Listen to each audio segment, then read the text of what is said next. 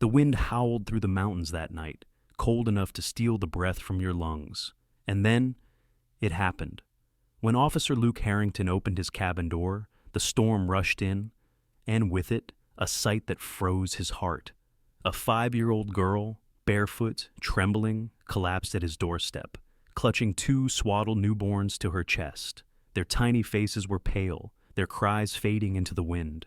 She looked up at him, with frost in her hair, and whispered, "Please, help us." What happened next would change his life, and an entire town, forever. Where are you watching from tonight? Drop your city or country in the comments, and may your day be warm, safe, and filled with kindness. The night sky above Silver Pine, Montana, was a canvas of turmoil, black clouds clashing against the white fury of a blizzard that had swallowed the town whole.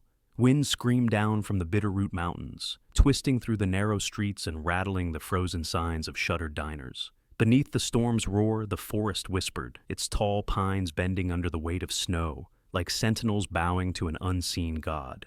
Out on the service road that wound toward the northern ridge, Emma Grace, 5 years old, trudged barefoot through the snow. She was small, fragile even, with golden hair tangled in icy threads and a face smudged by soot and tears. Her jacket was 2 sizes too big, likely her mother's, and it hung from her shoulders like a ghost of comfort. In her arms, wrapped in a faded wool blanket, she held 2 infant boys, twins no older than 6 months. Their names were Noah and Sam, their breaths shallow and uneven, their skin pale against the dark of night. Every step Emma took sank deep into the snow, but she didn't stop. "Just a little more," she whispered, her voice trembling like a candle in the wind. "Mommy said Uncle Luke will help us. Uncle Luke knows what to do." The road curved down into the valley, where the lights of a single cabin glimmered faintly through the storm. It was there, if she could just reach it, that hope might live. Inside that cabin, Officer Luke Harrington sat at his desk, shoulders hunched, eyes red from too many sleepless nights. Luke was 37, tall, with the kind of build earned from years of field work, broad-shouldered, lean, his hands scarred from more than a few fights he never talked about. His hair was dark brown, streaked with early gray, and his jaw carried the rough edge of stubble. He had the weary eyes of a man who'd seen too much tragedy and refused to look away. He was writing a report under the amber light of an old desk lamp. The radio on his shoulder crackled intermittently with dispatch chatter, but the cabin remained heavy with silence. Luke was a man who had chosen solitude after loss. 5 years ago, his wife Sarah, a nurse, had been killed in a hit-and-run on the outskirts of Silver Pine. Since then, his life had become a pattern of duty and grief, his world narrowing to the walls of this cabin and the patrol routes he walked like penance. Lying near the wood stove was Coda, his 5-year-old German shepherd, black and tan coat glistening in the firelight, amber eyes alert, even in rest. Coda was large, muscular, but carried himself with the measured calm of an old soldier. He had served alongside Luke in the K-9 unit for years, and though his muzzle had begun to gray, his loyalty had never dulled. Coda had been shot once on duty, the bullet grazing his shoulder, and since then he'd walked with a faint limp that seemed to mirror Luke's own invisible wounds. The wind outside rose to a shriek, and Coda's ears twitched. He lifted, his head, eyes narrowing toward the door. "What is it, boy?" Luke murmured. The dog growled low, a sound more of warning than threat. Then, faintly through the gale, came a sound that made both of them freeze. A knock. 3 sharp, uneven raps, so fragile they were nearly devoured by the storm. Luke stood, hand instinctively resting near his sidearm, though his instincts told him this wasn't danger. It was desperation. He crossed the room and pulled the heavy door open, and the wind exploded inward, carrying with it a flurry of snow and the figure of a child. Emma stood in the doorway, trembling so hard her teeth clattered. Her eyes, a deep green like moss under frost, lifted to his. "Are you Uncle Luke?" she whispered, and then her knees buckled. Luke lunged forward, catching her before she hit the floor. "Jesus!" he breathed, pulling her and the bundled twins into the cabin. "Coda! Light!" Coda leapt up immediately, circling as Luke kicked the door shut against the howling wind. The fire crackled, its light flickering over the child's face. Her lips were blue, and the baby's breaths were nearly imperceptible. Luke stripped off his flannel jacket and wrapped it around the girl. "Stay with me, sweetheart. Hey, look at me." Her lashes fluttered. "They're cold," she whispered, looking down at the infants. "They can't breathe right." Luke's training kicked in. He was no doctor, but years in law enforcement had made him a medic by necessity. He cleared space near the fire, unwrapped the blanket, and checked the twins. Their skin was cold to the touch, their small chests rising shallowly. "They're hypothermic," he muttered, "but they're alive." He reached for towels, a heat pack, anything that could help. Coda stood close, whining softly, licking the side of one infant's hand as if willing life back into it. After a few tense minutes, a weak cry pierced the air. Then another. Luke exhaled, tension breaking into relief. "Good boys," he murmured. "You're fighters, huh?" Emma stirred, her voice small. "Mommy said, find you." Luke looked at her sharply. "Your mom?" She nodded, eyes glassy with exhaustion. "She said you'd help us. Mommy said you used to be brave." He froze.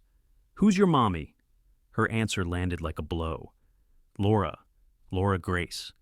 The name hollowed the air. Luke felt his heart stumble. Laura Grace, his best friend from childhood. The girl who'd once lived next door, who'd run away from Silver Pine 15 years ago and never looked back. The same woman whose missing persons report he had filed 3 weeks ago after her cabin burned to the ground. He stared at the child, then at the 2 infants now breathing against the warmth. "Sweetheart, your mom? Where is she now?" Emma's eyes filled with tears. "She said she'd come back, but the fire came first. I tried to wake her, but she said I had to go. She said, if something bad happened, find you. You would keep us safe." Luke swallowed hard. He wanted to tell her that her mother might still be alive, that she'd be found soon. But all he could say was, "You're safe now, all of you." Coda nuzzled Emma's hand, and she smiled faintly through tears. "He's beautiful," she whispered. "What's his name?" "Coda means friend." Emma looked at the dog, then back at Luke. "Mommy said you didn't have any friends anymore." He couldn't help the sad chuckle that escaped him. She wasn't wrong. Hours passed. Luke kept the children close to the fire, checking their pulses as Coda dozed beside them, body curved protectively around the twins. The storm outside showed no sign of stopping, but inside the small cabin, the world had narrowed to the slow rhythm of survival. Near midnight, as the wind quieted to a long, low moan, Luke sat back in his chair, exhaustion creeping in. His gaze drifted to the wool blanket that had once covered Emma's brothers, and that's when he noticed it. Something small and metallic glinted from its folds. He reached out and picked it up. A thin silver bracelet, dulled by soot but still legible under the firelight. The engraving made his blood run cold. Property of L. Grace. He turned the bracelet over in his palm, the metal cool and biting. It couldn't be a coincidence. Not here, not tonight. He rose slowly, looking toward the girl sleeping by the fire, her tiny hand resting on Coda's fur. "Laura," he whispered, voice barely audible over the crackling flames. "What have you done?" Coda lifted his head and looked at him, ears twitching. Outside, a branch snapped, sharp, distant, unnatural. Luke's gaze darted toward the window, instincts flaring. For a moment, he thought he saw movement near the tree line, shadows shifting against the snow. But when he blinked, it was gone.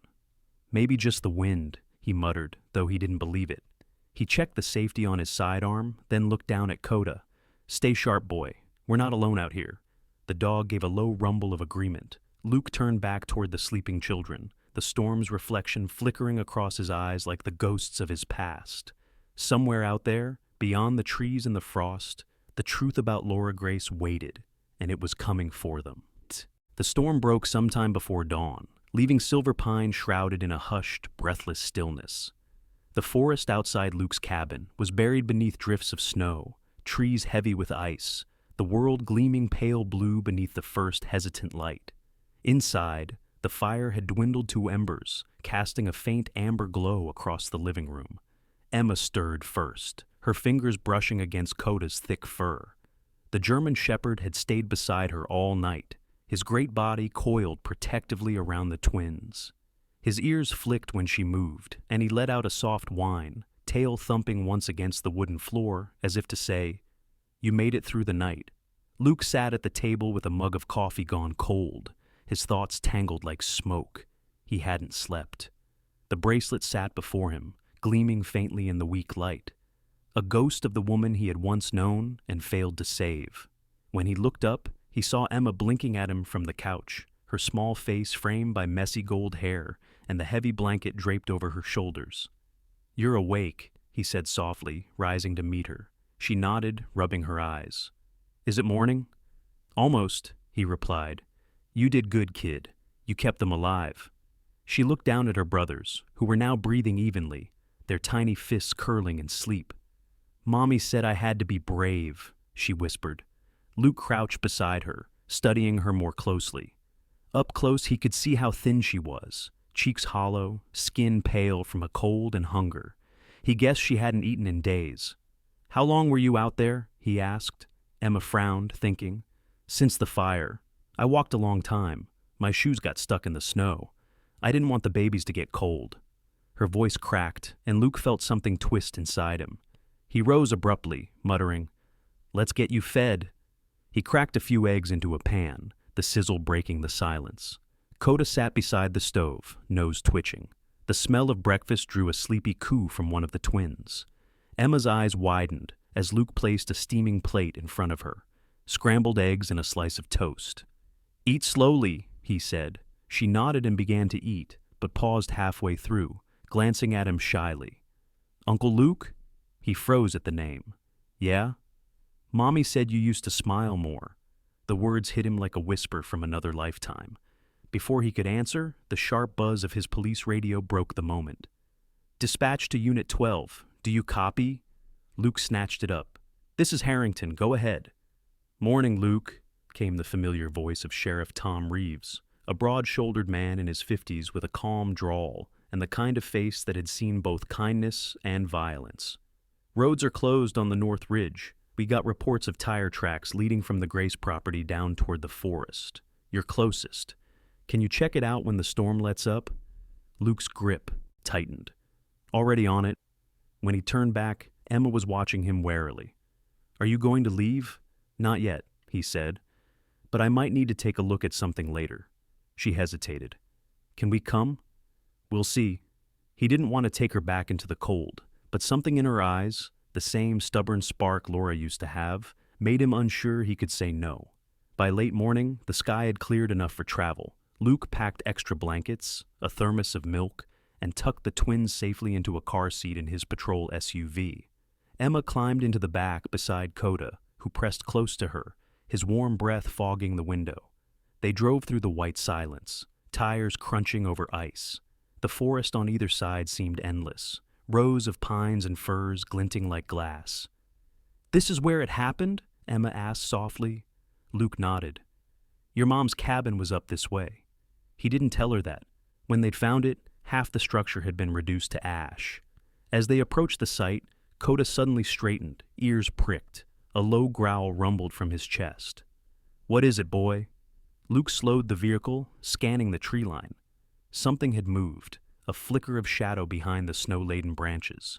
He stopped the car and stepped out, hand resting on his holster. The cold bit through his jacket. "Stay inside," he told Emma firmly. Coda jumped out, snow spraying around his paws as he sniffed the air. The remains of the Grace cabin still smoked faintly beneath its icy crust. Luke's breath caught as he crouched near the foundation, brushing aside a charred piece of timber. Beneath it, something metallic glinted. Another bracelet, but this one smaller, child-sized, engraved with the name Emma G. He pocketed it and turned toward the tree line again. That's when he saw them, fresh footprints, leading away from the wreckage toward the river trail. Adult-sized, barely visible, but recent. "Someone's been here," he muttered. Behind him came a soft voice. "Uncle Luke?" He turned. Emma was standing in the snow beside Coda, wrapped in his oversized jacket, her eyes wide. "I told you to stay in the car," he scolded, but the tone lacked real anger. "I saw something," she said. "Over there." She pointed to a cluster of trees near the ridge. Luke squinted, and sure enough, there was a flash of color, a strip of red cloth fluttering from a low branch. He approached cautiously, brushing snow aside until his hand closed around the fabric. It was a scarf. Laura's scarf. He'd seen her wear it years ago, back when she still lived in Silver Pine. She was here, he whispered. A shout echoed from the woods, cutting through the stillness. "Hey, who's there?" A man emerged, tall and broad, bundled in a sheriff's parka. It was Deputy Riley Hayes, a newcomer to the department, early 30s, dark-skinned, sharp-eyed, and always too curious for his own good. "Sir, Sheriff Reeves sent me up. You okay?" Luke nodded curtly. "We're fine, just found something." Riley's gaze dropped to Emma and the bundled infants in the car. His brows lifted. "You're running a daycare now?" Luke shot him a look that said, "Not now." "They're Laura Grace's kids." Riley's face softened. "The missing woman? Damn, you think she's alive?" Luke's voice was quiet. "I have to." They searched the area until noon, following the faint footprints down to the frozen riverbank. The trail ended near the water, where the ice had cracked and refrozen unevenly. "She might have crossed here," Luke murmured. Riley shook his head. "Or fell through." Luke didn't answer. He refused to let the thought settle. Instead, his gaze caught something half buried in the snow near the river's edge, a scrap of paper sealed in plastic. He opened it carefully. It was part of a note, the writing shaky but unmistakably Laura's. "If I don't make it, tell him I tried. Tell him the truth is in the fire." The words made no sense yet, but Luke's gut told him this was only the beginning. They returned to the cabin by sunset. The storm clouds had cleared completely now, leaving the horizon streaked in orange and gold. Emma fed the twins with a bottle while Luke sat across from her, thinking about the footprints, the scarf, the note. "Uncle Luke," she said softly, "did you find Mommy?" He hesitated. "Not yet, but I think she's still out there." Emma nodded as if she'd already known the answer. "She said you'd come." Coda rested his head on Luke's knee, and Luke absently scratched behind his ear. Outside, the forest shimmered under the fading sun. Somewhere beyond those trees lay the truth Laura had died, or lived, to protect. And Luke Harrington, weary and haunted, was no longer just a police officer on duty. He was a man with a promise to keep. Snow still clung to the trees like ghosts when Luke returned to the cabin that night. The ride back had been silent. Emma asleep in the back seat, her small hand resting on Coda's thick fur, the twins bundled close beside her. The headlights cut through the dark road, scattering flakes like sparks. By the time they reached home, the wind had settled, and a strange peace had fallen over Silver Pine, heavy and uneasy, like a town holding its breath before dawn. Inside, Luke laid Emma in the spare bedroom, the one that had belonged to his wife, Sarah, before she died. The room smelled faintly of lavender and smoke, the kind of scent that time couldn't quite erase. The walls were still covered with Sarah's watercolor paintings, mountains, lakes, small wildflowers, and for the first time in years, Luke didn't turn away from them. He stood in the doorway, watching Emma curl beneath the quilt, whispering something in her sleep about Mommy and the river. He didn't understand it yet, but he knew it wasn't just a dream. Downstairs, Coda paced near the door, tail low, his instincts prickling. Luke poured himself coffee, though it tasted more like guilt than caffeine. He pulled the note they'd found by the river from his pocket. Tell him the truth is in the fire. What truth? What had Laura discovered that made her vanish? He looked at the silver bracelet on the table beside it, property of El Grace, and his jaw tightened. Whatever this was, it wasn't just an accident. Someone had wanted her gone. A knock on the door startled him. Coda growled softly. Luke opened the door to find Sheriff Tom Reeves standing there, snow-dusting his wide-brimmed hat. Reeves was in his late 50s, with a thick beard that had turned silver around the edges and eyes that held both authority and kindness. He'd been Luke's mentor once, a man who had served in the force for 30 years and believed in the kind of justice that wasn't written in any book. "You look like hell, Harrington," Reeves said. "You sleep at all?" "Didn't have much chance," Luke muttered. Reeves stepped inside, his boots leaving melted prints across the floor. He saw the sleeping twins on the couch and frowned. So it's true? They're hers? Yeah, Luke said quietly. Found them last night in the storm. The girl walked here on foot. Reeves let out a low whistle. That little one must have had angels on her shoulder. He removed his gloves, rubbing his hands together. We've got a situation. One of the deputies found a burned-out pickup about 3 miles from where you found the scarf. Registered to a David Allen. Luke's head snapped up. Her husband, ex-husband, Reeves corrected, had a restraining order filed 2 months ago. Then he disappeared. Coda growled again from near the window, nose twitching. Luke followed his gaze and froze. A faint beam of light flickered between the trees outside. 2. Steady to be, lightning. Reeves noticed it too. You expecting anyone? Luke shook his head. They both moved to the window, careful not to draw attention. The light vanished as suddenly as it had appeared. Could be hunters, Reeves said. Could be something else, Luke replied. His voice had that low, steady edge that came out when his instincts kicked in. Reeves sighed. Look, I'll send a patrol to check it out at dawn. For now, get some rest. But as he reached the door, he turned back. Luke, Laura trusted you once. Don't let that girl down again. Then he was gone. The rest of the night stretched thin and uneasy. Around midnight, Luke sat at the table with a map spread before him, tracing the route from Laura's burned cabin to the river. The footprints, they hadn't been hers. They were larger, heavier, made by boots. Whoever left them might still be in the woods. He marked the area near the ridge where the light had flickered earlier. We'll check it out tomorrow, he murmured to Coda. The dog's ears perked. Morning came gray and cold. The storm had passed completely, leaving a sky washed pale by sunlight.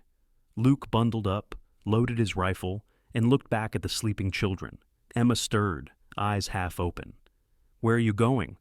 Just outside, he said softly. Coda and I have to look at something. Can I come? Not today. Her face fell. But Mommy said you shouldn't go alone. He paused. The words felt heavier than they should have. I won't be alone. Coda's with me. The forest was silent when he entered it, save for the distant creak of ice. Snow sparkled underfoot, untouched except for a single trail of faint tracks leading toward an old maintenance shed near the ridge. The shed was small, made of rusted tin and warped wood, abandoned decades ago after the lumber mill closed. Luke approached slowly, Coda close by, nostrils flaring. Easy, Luke whispered. He nudged the door open with his boot. Inside, the air was thick with the smell of kerosene and something else, something acrid and metallic. Blood. A man lay slumped in the corner, bound at the wrists, his parka torn. He was alive but barely, breathing in short, ragged bursts. Luke knelt beside him, checking for a pulse. Hey, you hear me? The man stirred, blinking open one swollen eye. He looked to be in his 40s, weathered face, gray stubble, a scar running down his cheek. Help. Me, he rasped. Who did this? Luke demanded. The man coughed, voice breaking. He burned it. Looking for her.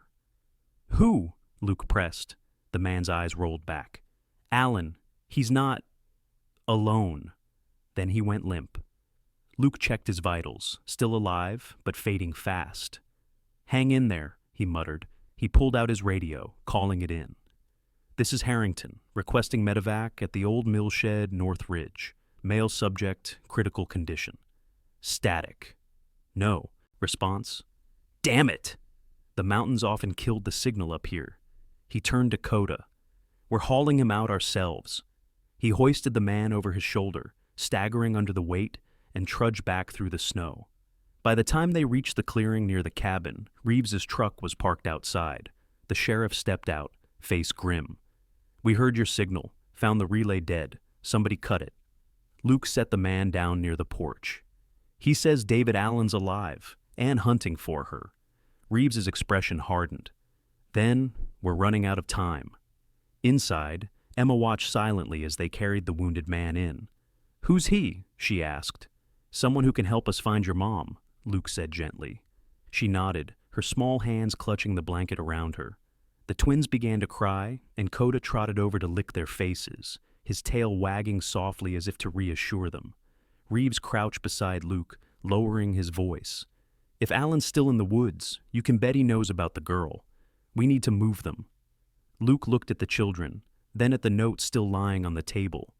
"We'll move," he said quietly. "But not until I know what she meant by, 'the truth is in the fire.'" Reeves frowned. "You think the fire was staged?" "No," Luke said, eyes narrowing. "I think it was a message."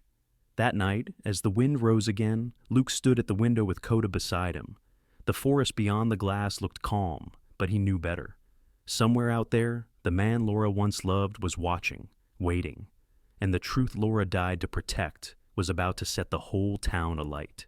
Morning came reluctantly to Silver Pine, crawling slow through the fog like a wounded thing.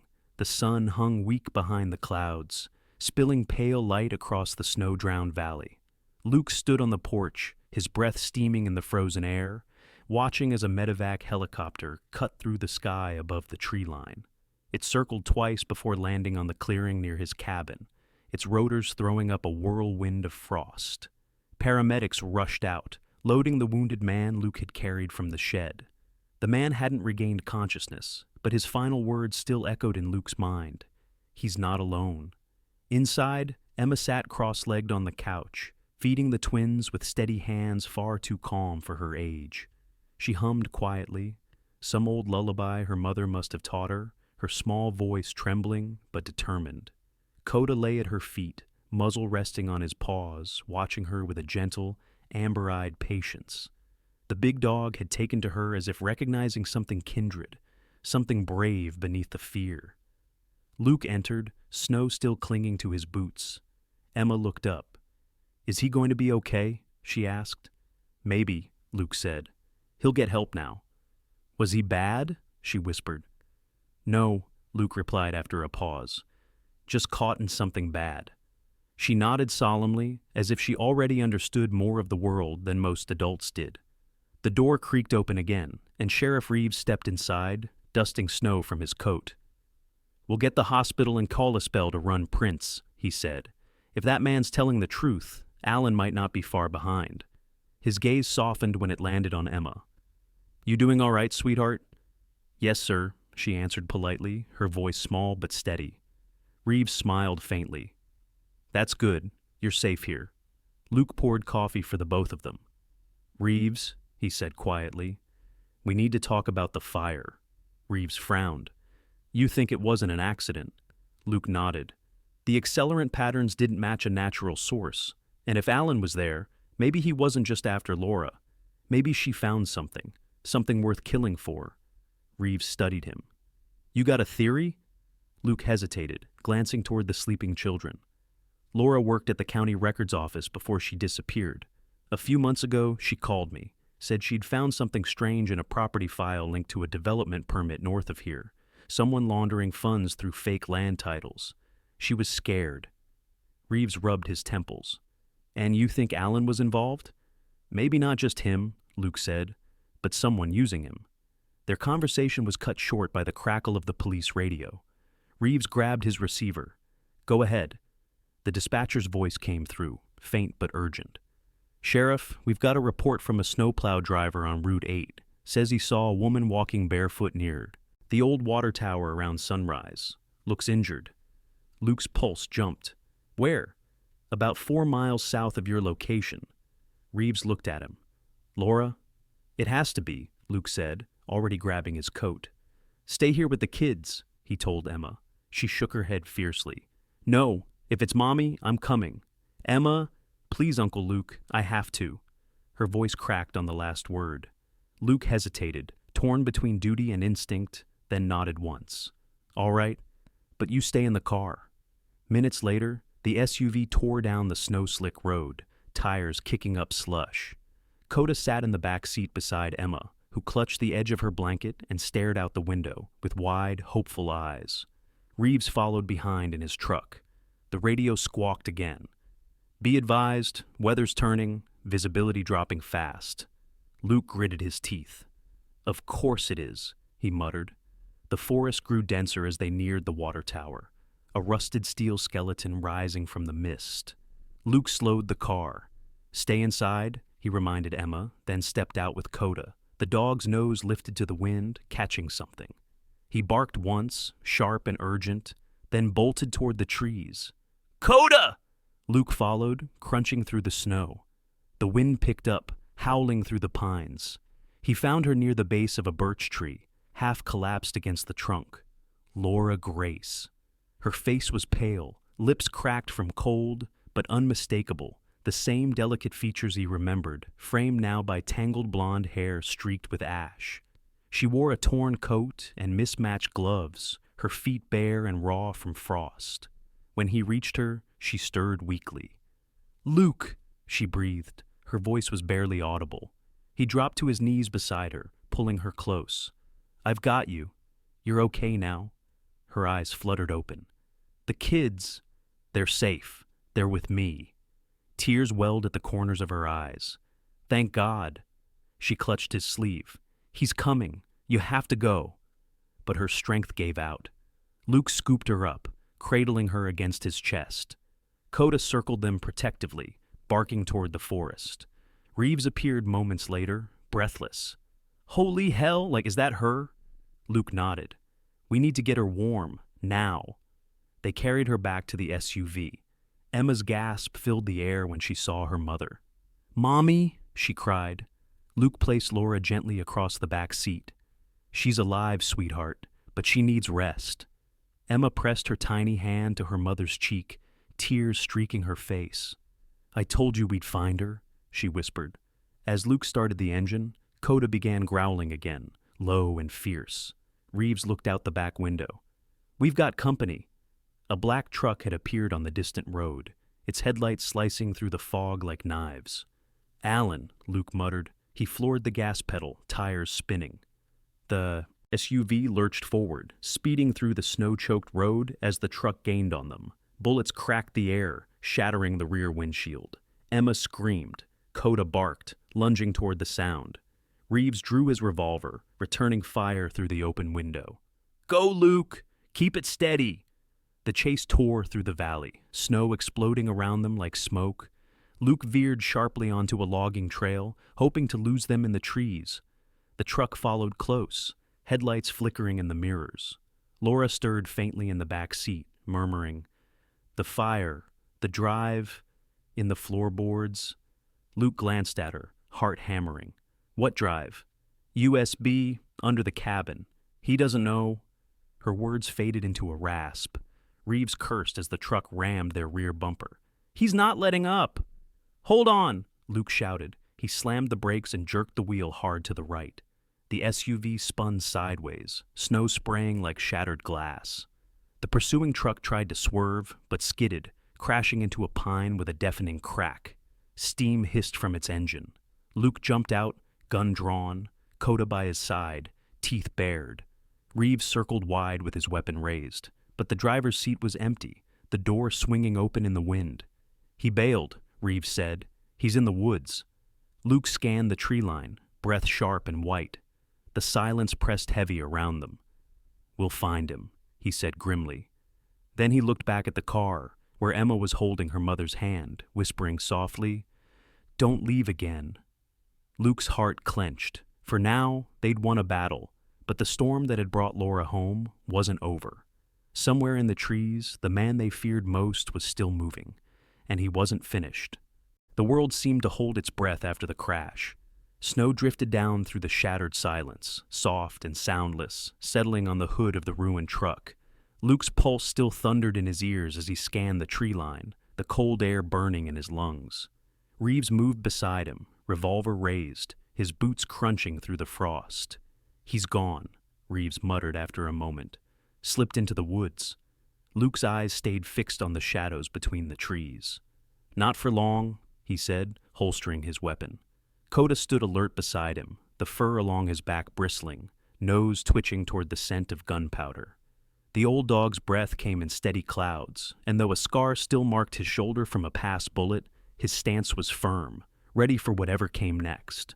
By the time they returned to the SUV, Laura had drifted back into semi-consciousness. Her skin was clammy, her voice faint. "Luke," she whispered, "you have to find it before he does. The USB drive. It's in the floorboard of the old cabin." Her eyes fluttered open long enough to meet his. "Promise me." Luke squeezed her hand. "I promise." Emma sat beside her mother, holding the twins close. "Will Mommy be okay?" she asked. Luke forced a small smile. "She will be once we get her warm." They reached the cabin before sunset. Luke parked near the woodpile and helped Reeves carry Laura inside, laying her on the couch near the fire. The heat soon filled the room, wrapping them all in its fragile warmth. Emma tucked the blanket tighter around her mother, refusing to move from her side. Luke stepped into the kitchen and opened the cabinet above the counter. From the highest shelf, he pulled down a small wooden box, weathered with time. It was one of Sarah's old first aid kits, another relic of a life he had tried to forget. Inside, he found bandages, antiseptic, and a few vials of antibiotics. He cleaned Laura's wounds carefully, his hands steady even as his thoughts churned. Reeves stood near the window, watching the snow fall again. "You're thinking about going back to the ruins tonight," he said without turning. Luke didn't answer. Reeves sighed. "You're predictable, Harrington. Always were." He turned, his gray eyes softening. "Take someone with you. You go alone, you might not come back." That night, the storm returned. The wind howled like wolves across the valley, shaking the cabin walls. Luke stood by the door in his heavy coat, rifle slung across his shoulder, flashlight clipped to his belt. "You're really doing this?" Reeves muttered. "I have to," Luke said. "If the USB's there, it's our only proof of what she found." He glanced at Coda, who was already standing at the threshold, tail low, eyes sharp. Reeves handed him a radio. "Keep this on you. I'll monitor from here." The ruins of the Grace cabin were buried deep in the woods, blackened skeletons of timber jutting through the snow like bones. Luke's boots crunched over ice as he approached, Coda walking slightly ahead, nose low to the ground. The air smelled faintly of smoke, even after all these days, a scent that carried ghosts.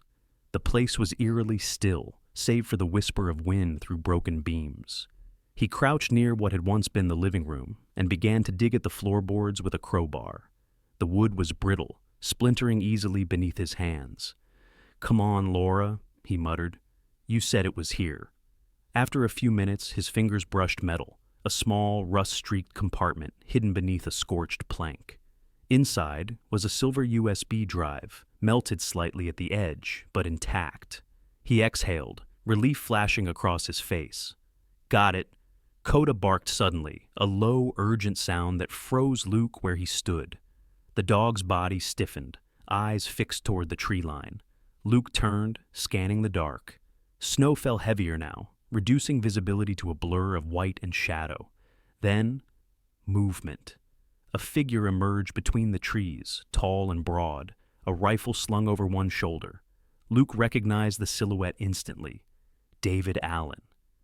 David stepped into the open, his face hard and pale under the moonlight.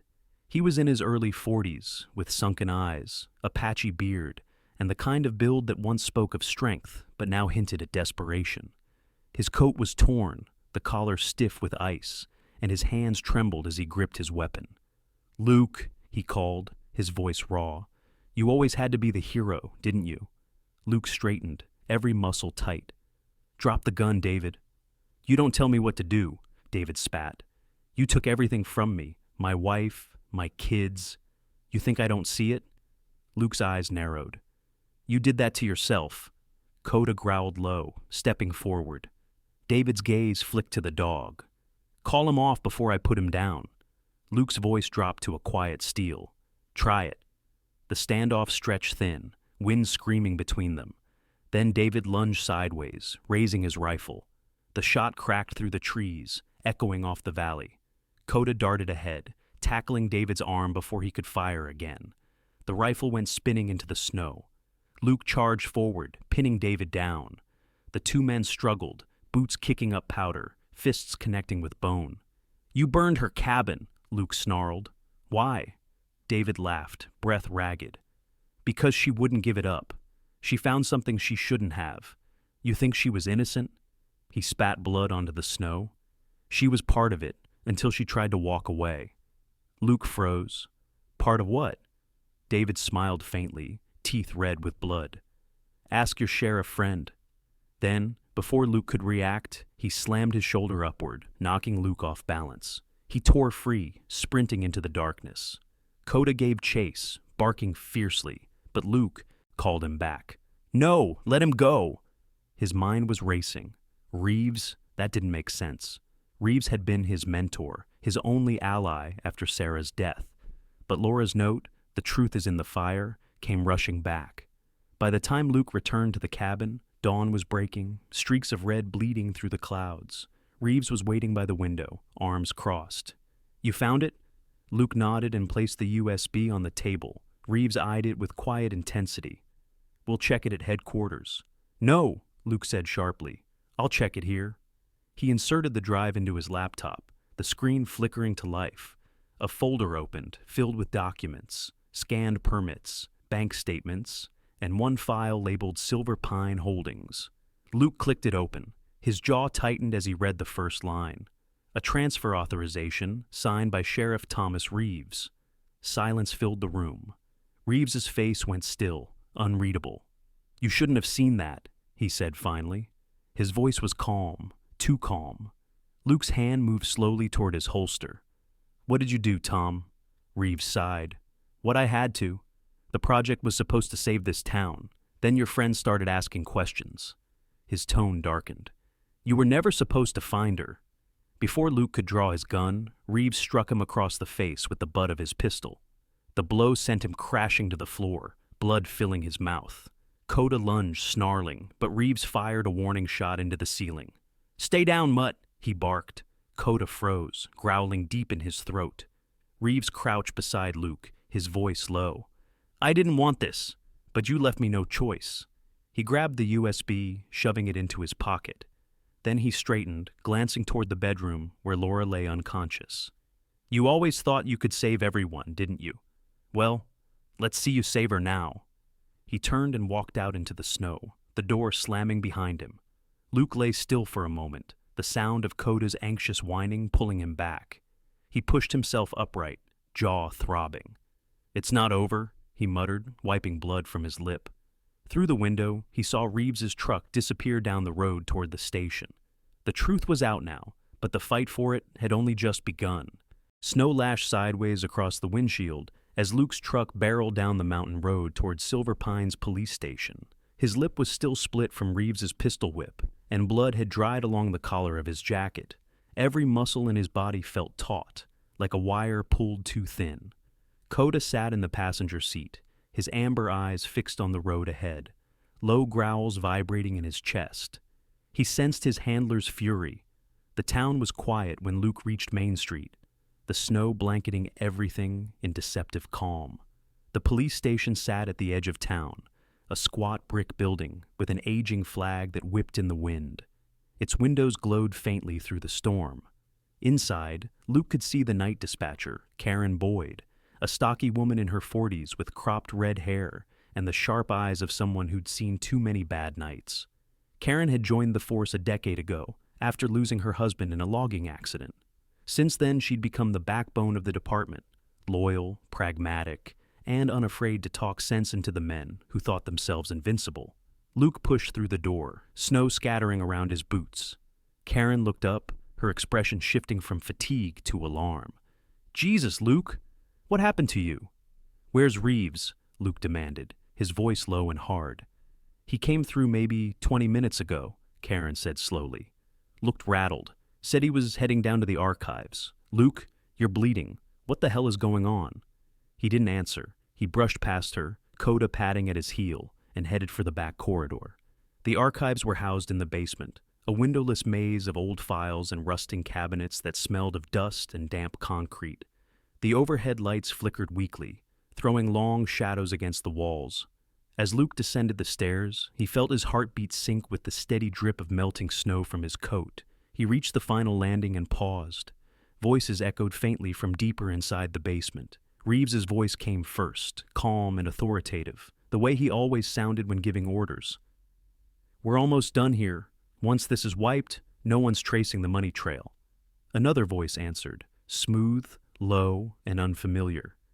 "You sure about that, Sheriff? The feds are already sniffing around.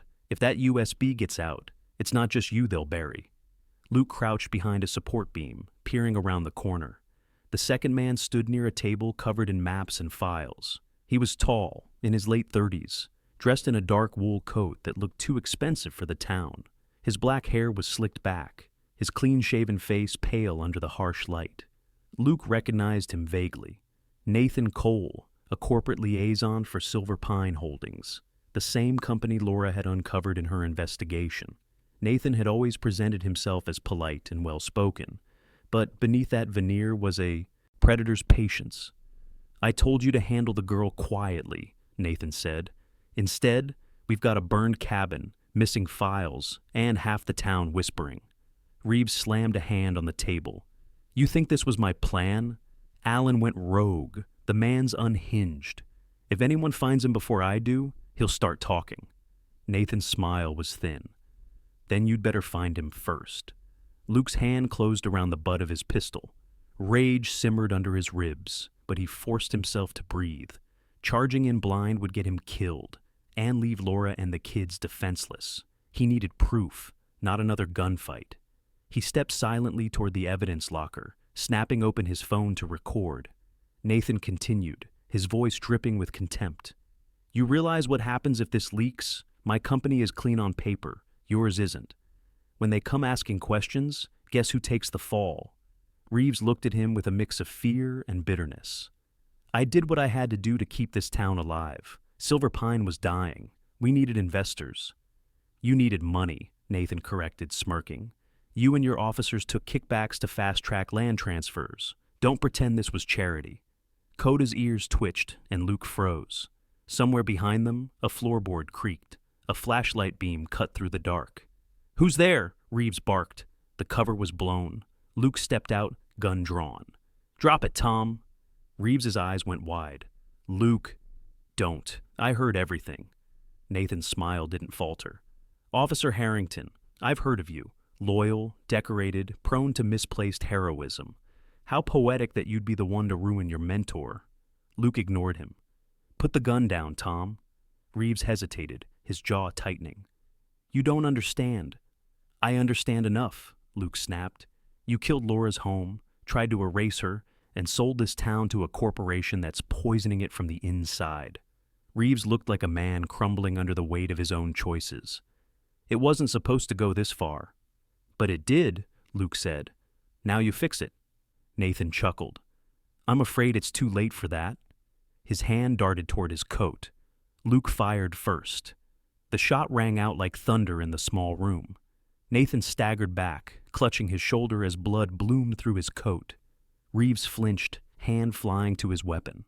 Coda lunged with a snarl, knocking the sheriff off balance. The gun clattered to the floor. For a moment, chaos swallowed everything. Gun smoke, shouting, the metallic tang of fear. Reeves scrambled toward the door, clutching a file from the table. Luke fired a warning shot into the wall. "Don't!" Reeves stopped, chest heaving. "You can't stop this," he said. "The company owns half this town. If you turn this over, you'll bury everyone, including her." Luke's voice was low and steady. "Then let it burn."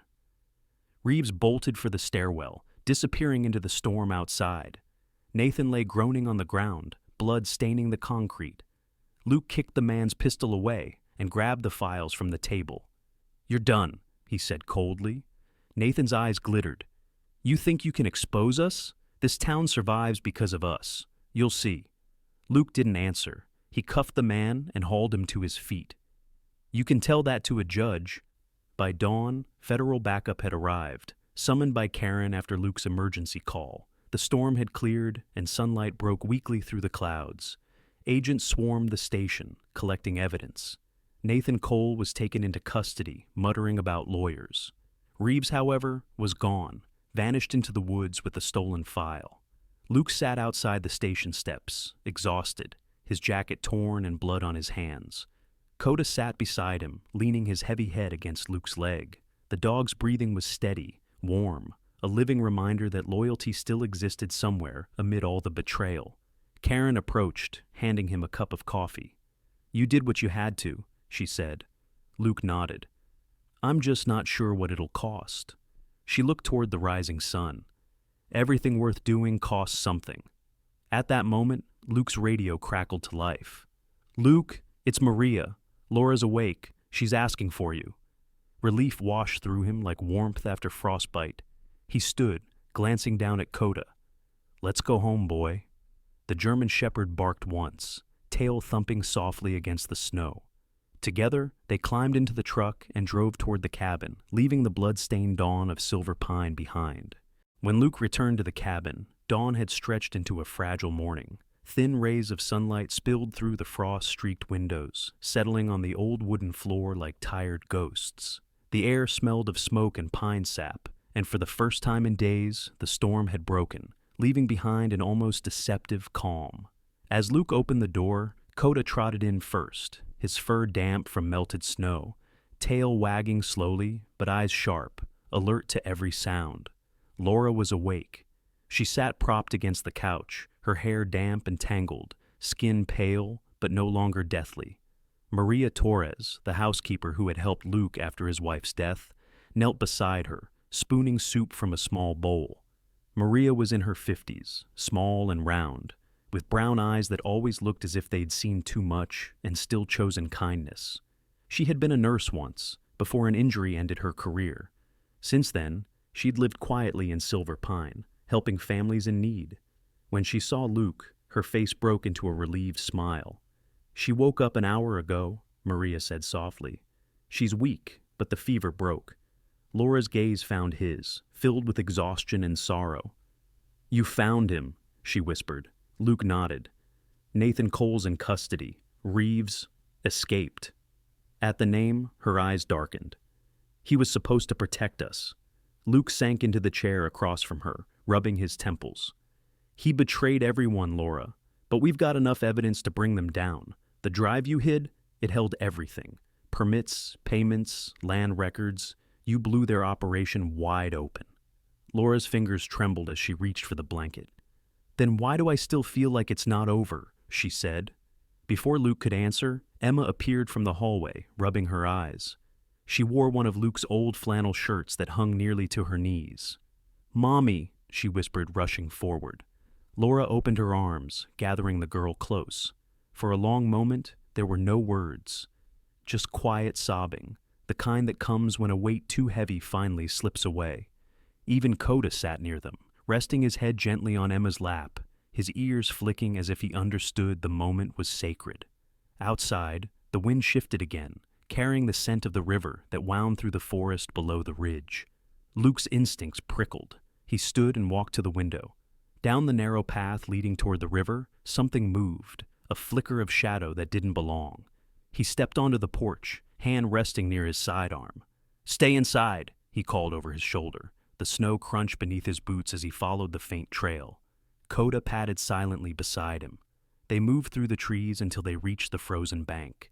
The river was thin here, the ice cracked and veined with silver, and there, half buried under the branches, was something that made his stomach twist. A fresh campfire, still smoking. Beside it lay an empty thermos and a sheriff's badge, half buried in the snow. Reeves's badge. A crunch of footsteps behind him. "You shouldn't have come alone, Luke." Reeves stood 10 paces away, the same heavy coat, the same rifle slung casually in his hands. But his face was different now. The calm mask he'd worn all those years had cracked. He looked older, more haunted.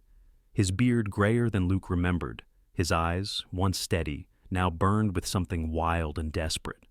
"You think you can fix this?" Reeves said, voice raw.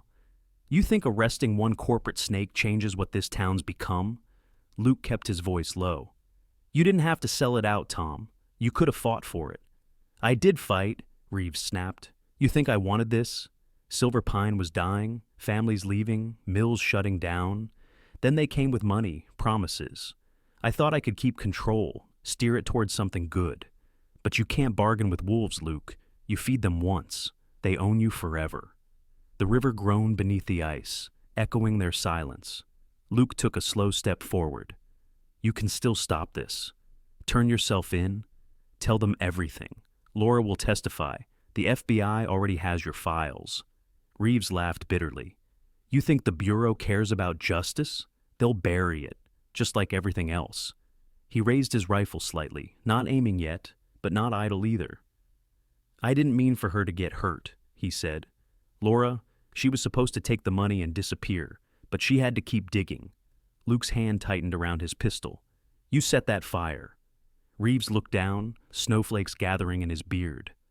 "I didn't start it. Alan did. I just didn't stop him." His voice cracked. "She was screaming, Luke. I can still hear it." Something broke in him then. He looked up, eyes red, and Luke saw not a villain, but a man who had been eaten alive by his own choices. "You've always been the better man," Reeves said quietly, "so maybe you're the one who should end it." He turned the rifle toward himself. "Tom, don't," Luke said sharply, stepping forward. A shot echoed through the valley, scattering the crows from the trees. For a long moment, the only sound was the river beneath the ice. When Luke finally lowered his weapon, Reeves lay still, the snow already beginning to cover him. Coda sat beside his master, silent, tail low. Luke crouched, pulling the badge from the snow. For years it had symbolized duty, justice, and loyalty. Everything Reeves had once stood for. Now it was just metal. Cold, empty. He buried it beneath the snow and whispered, "I'll finish what you couldn't." By the time he returned to the cabin, his hands were shaking from cold and exhaustion. Maria met him at the door. "It's done?" she asked softly. Luke nodded. "Yeah." She looked past him and snow falling heavier again. "Then it's time to leave this place." He looked around the small home, the firelight flickering on the walls, the faint sound of Laura humming to her children, Coda resting near the hearth, and knew she was right. Silver Pine had been built on secrets and ash. It was no longer home. As night fell, he packed their things. Laura, pale but stronger, watched him from the couch. "You found him," she said. "It wasn't a question. He made his choice," Luke answered quietly. "Now, we make ours." Emma climbed onto Coda's back, giggling softly for the first time in days. The dog turned his head and licked her hand, tail thumping. "We're going to a new house, right, Uncle Luke?" she asked. Luke smiled faintly. "Yeah, somewhere warm, somewhere safe." Laura looked at him with tired eyes, but gratitude glimmered there. "Thank you," she said, "for not giving up." He met her gaze. "You did the hard part. You kept faith." That night, as they drove down the mountain, the lights of Silver Pine disappeared in the rearview mirror. Coda rested his head on Luke's shoulder from the back seat, and the hum of the engine filled the silence. The road ahead was long, uncertain, but for the first time in years, Luke felt peace. Behind them lay fire and snow.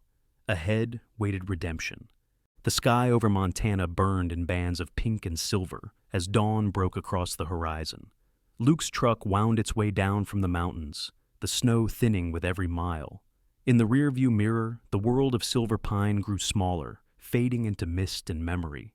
The air smelled cleaner here, tinged with pine resin and the faint sweetness of thawing earth. Spring was coming, though the cold still clung stubbornly to the edges of the world. Inside the cab, the heater hummed low. Laura sat in the passenger seat, wrapped in a wool coat Maria had found, her blonde hair falling over her face. She still looked fragile, but color had returned to her cheeks, and her green eyes carried a new steadiness, like someone learning how to breathe again after years underwater. "You should rest," Luke said quietly. "You've been through enough." She smiled faintly. "If I sleep, I'll dream of fire again. I'd rather watch the sunrise." In the back seat, Emma dozed with her head on Coda's flank. The big German shepherd had settled into the role of guardian perfectly. 5 years old and strong, with fur thick and glossy again after weeks of proper care. His ears twitched occasionally, but his breathing was steady, his weight pressed protectively against the twins' car seat beside him. Every now and then, he let out a soft rumble, half dream, half warning. They stopped for gas near a small roadside diner in Haven Creek, a quiet valley town nestled beside a frozen lake. The sign outside the diner read, "Maple and Iron Cafe, paint peeling, letters faded by time." The smell of bacon and coffee drifted through the cold morning air. Luke glanced at Laura. "We could use breakfast." Inside, the diner was warm, the kind of place where time seemed to move slower. A jukebox hummed softly in the corner, playing an old country song. The waitress, a tall woman in her 50s named Carol Jensen, wore a red flannel apron and a practiced smile. Her silver hair was tied in a messy bun, and her eyes were sharp but kind. "Morning, folks. You look like you've been through a storm," she said as she poured them coffee. "Couple of them," Luke replied. Carol glanced at Emma, who was tracing shapes in the condensation on the window, then at Coda, lying obediently near the booth. "That your dog?" "Partner," Luke said simply. "Smart eyes," she noted. "You can always tell with shepherds. They carry things they don't say." Luke nodded, understanding. As they ate, Laura grew quiet, stirring her coffee absently. "What happens now?" she asked. "You said the feds have Nathan, but Reeves is gone. The town's going to need someone." Luke leaned back. "I've done my part. Silver Pine has to find its own redemption. I just want to make sure you and the kids get a clean start." Laura looked out the window, where sunlight was beginning to melt the frost on the glass. "Do you ever wonder if peace is real? Or if it's just something we chase?" "I used to think it was the same thing," Luke said. "But sometimes the chase is enough." Their quiet was interrupted when the diner door opened. A man in a brown leather jacket stepped inside, stomping snow off his boots. He was tall and rangy, maybe in his early 40s, with dark hair slicked back and a trimmed beard. His eyes, gray, quick, scanned the room like he was taking inventory. He nodded at Carol before heading to the counter. Luke noticed the bulge under his jacket, a sidearm. "Local sheriff?" Luke asked quietly. Carol overheard. "That's Evan Laird," she said. "Town marshal. He's good people, doesn't talk much, but he's not afraid to get his hands dirty when it counts." A few minutes later, Laird approached their booth. "You're Harrington, right?" His tone wasn't aggressive, but it carried authority. Luke's jaw tightened slightly. "Used to be. How'd you know?" "Got a call from the bureau this morning. Said you were bringing in a witness tied to Silver Pine Holdings. They want you to check in with them once you reach Kalispell." Luke nodded. "We're headed that way." Laird studied him for a beat, then looked at Laura. "You must be Mrs. Grace. You look like someone who's been running for a long time." She met his gaze, calm and weary. "You could say that." Laird shifted, rubbing his jaw. "Well, you'll be safe here for a few days. Haven Creek's quiet. We like it that way." He gave a small nod to Luke. "If you need supplies or somewhere to stay, there's a cabin up on Cedar Ridge. Belongs to the department. Consider it yours till you move on." They thanked him, and when he left, Carol leaned in. "He's a good man. Lost his wife 2 winters ago to a drunk driver. Doesn't say much about it, but it made him gentler somehow." Later, they drove to Cedar Ridge. The cabin there was small but clean, overlooking the frozen lake. The air was sharp with the scent of pine. Luke unloaded the bags while Coda explored the perimeter, nose twitching, tail low in methodical circles. Emma ran out into the snow, her laughter ringing like bells. Laura watched from the porch, her eyes softening for the first time in months. That evening, the sky blazed orange and violet over the ridgeline. Luke sat outside with a cup of coffee, Coda at his feet. The horizon seemed endless. No fire, no sirens, no ghosts. Just the hum of wind and the faint call of an owl in the distance. Laura stepped out, wrapping a blanket around her shoulders. "You're quiet tonight," she said. "Old habit," he replied. "When things finally stop burning, you forget what silence sounds like." She smiled faintly. "You could stay, you know. The kids adore you. I'm grateful for what you've done." Luke shook his head. "I don't know if I belong anywhere anymore." "Maybe that's what belonging is," she said softly. "Finding people who don't ask you to prove it." For a long moment, they just stood there, watching the stars bloom across the darkening sky. Inside, Emma was helping Maria decorate a small Christmas tree they'd found boxed up in the closet, humming tunelessly. The twins slept near the fireplace, tiny fists curled like promises. Then Coda stiffened, head snapping toward the tree line. His low growl vibrated through the porch boards. Luke rose instantly. "What is it, boy?" The dog's ears flattened. A flicker of movement near the tree line caught Luke's eye, a flash of red against the white snow, then gone. He grabbed his rifle. "Get inside," he told Laura quietly. He stepped down into the snow, Coda beside him. The air was cold and still, the kind of silence that carries weight. He followed the faint tracks into the woods, fresh shallow prints leading toward the lake. At the shoreline, the moonlight glimmered over the ice, and lying there, half buried in frost, was an envelope. He picked it up. His name was written across it in a shaky hand, Luke Harrington. Inside was a single photograph. Reeves standing beside a group of men in suits, shaking hands with Nathan Cole. The photo was dated 2 years before the fire, and on the back, scrawled in faded ink, "You stopped the fire, but the spark's still burning." Luke stared at the picture for a long time, the wind whispering through the trees. Somewhere, far beyond Haven Creek, he knew the fight wasn't over. But for tonight at least, he would let the world rest.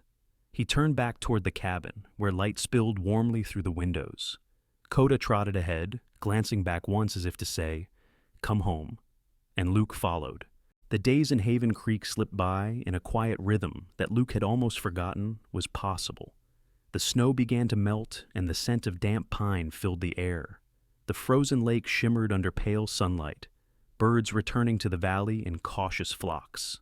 The cabin had transformed into something resembling home. Warmth, laughter, the faint hum of life returning after too much silence. Yet even peace, Luke knew, carried its own kind of unease. It was fragile, temporary.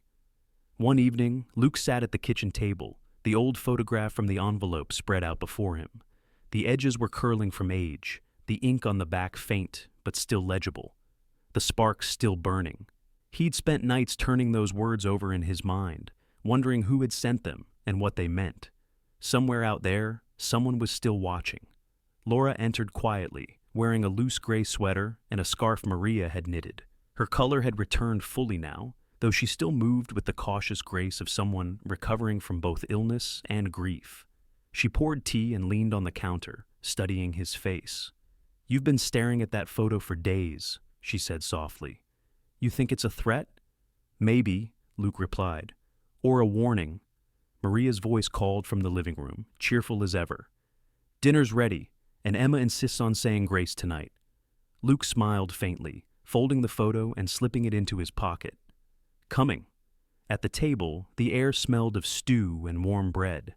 Emma sat between her mother and Maria, her cheeks rosy from the firelight. Coda lay curled beneath her chair, tail flicking in lazy contentment. "Can I start?" Emma asked, bowing her head. "Go ahead," Laura said, smiling. "Dear God," the little girl began, her voice small but clear. "Thank you for keeping Mommy safe, for Uncle Luke, for Miss Maria, who makes the best cookies, and for Coda, because he's brave and he doesn't snore too loud. Amen." They laughed softly, the sound light and healing. But beneath the laughter, Luke's thoughts drifted back to the shadows outside, to the photograph and the man who'd sent it. Peace, he thought, always costs something. Later that night, as snow fell in faint whispers outside, the sound of tires crunching over gravel broke the stillness. Luke's instincts flared. He rose quietly, motioning for Laura to stay with the kids. From the porch, he saw headlights approaching up the long, winding road to the cabin. One vehicle, an unmarked SUV. Marshal Evan Laird stepped out, coat collar high, his breath forming white clouds in the cold. "Sorry to drop by unannounced," he said, voice even. "Mind if I come in?" Inside, Laird removed his hat, his hair damp with melted snow.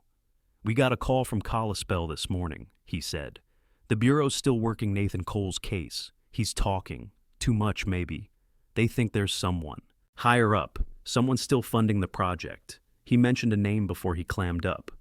Luke frowned. "Who?" "Mason Ward," Laird said.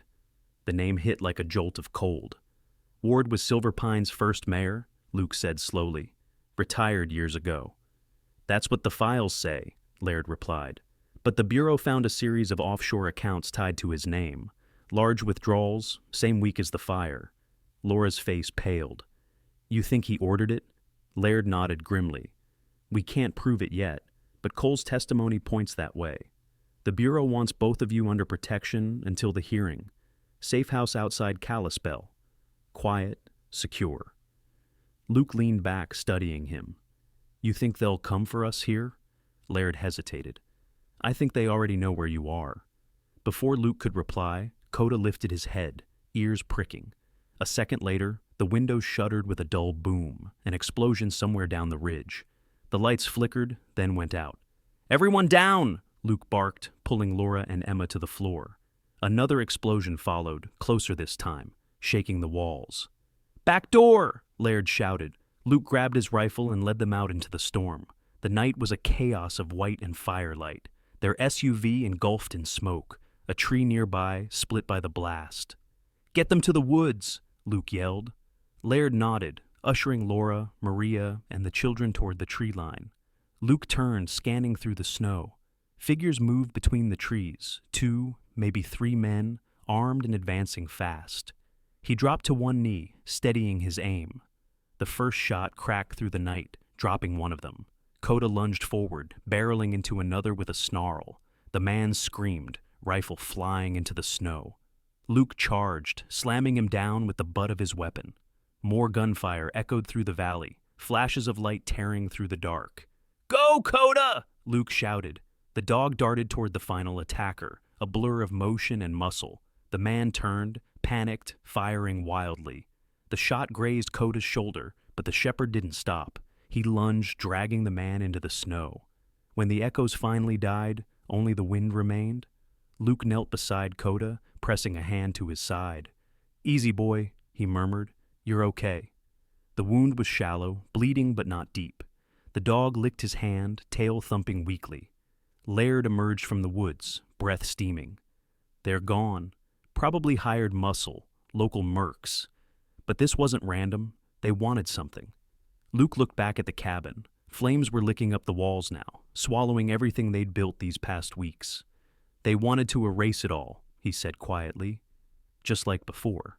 By dawn, what remained of Cedar Ridge was ash and smoke. Laird arranged transport through a bureau convoy, 2 black vans waiting near the highway.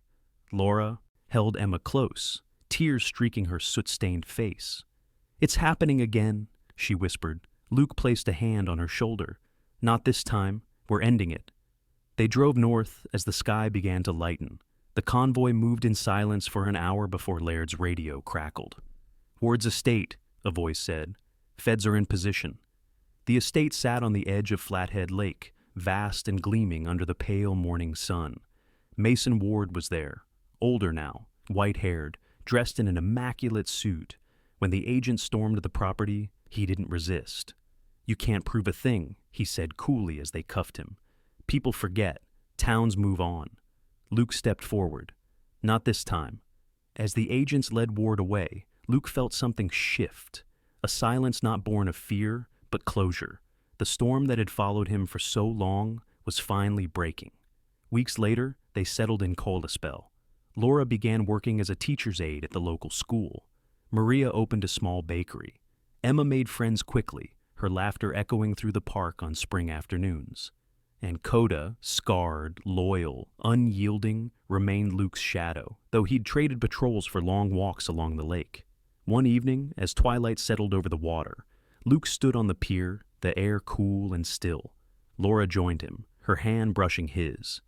It's strange, she said softly. After everything, I still expect to hear the sirens. Me too, he admitted. But maybe silence is the truest sound of peace. Behind them, Emma chased fireflies while Coda watched, his tail sweeping gently through the grass. As the first stars broke through the dark, Luke finally allowed himself to breathe. The world had burned and frozen and bled, but somehow, against every odd, it had found its way back to light. And that night, under the vast Montana sky, they were home. Sometimes, the greatest miracles don't come with thunder or angels. They arrive quietly, in the form of a child's courage, a mother's faith, or a stranger's kindness on a winter night. What Officer Luke found at his door that evening wasn't just tragedy. It was grace, a reminder that even when the world feels frozen, God still works through ordinary hearts to bring warmth back to life. In our own lives, we all walk through storms, moments of fear, loss, or doubt.